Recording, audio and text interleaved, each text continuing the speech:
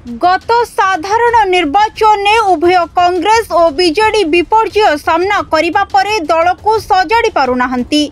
निर्वाचन में राजनैतिक दल मानकर जितिबा हारिबा लगी रहे, किंतु मूल कथा है दलर संगठन नेतृत्व नीति आदर्श तथा कार्यक्रम स्थिरता बजाय रहिबा जहाँ ए दुईटी दल करि पारुनाहंती।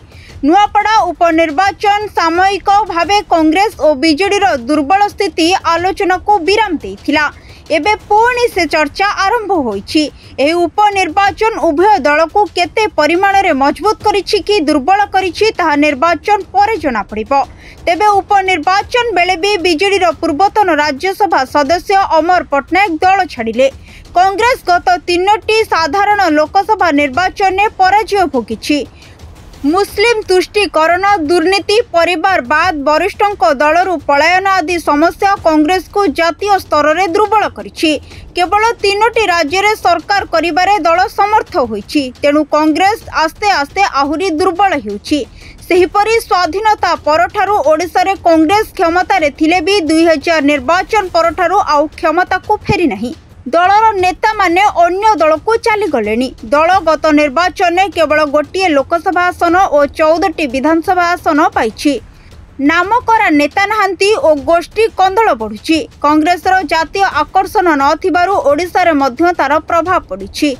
कांग्रेस केंद्रर मोदी सरकार विरोध रे लागू लागू देश विरोध रे लागि जिबा देखा जाइछि। अपर पक्षरे बीजेडी गत साधारण निर्वाचन में पराजय देखिछि। एबे भांगी जाउथिबा कांग्रेस रास्ता रे बीजेडी चलिछि। 2000 परे कांग्रेस जो पर्याय दे जाइथिला बीजेडी सही पर्याय दे गति करुथिबा देखिबाक मिलिछि।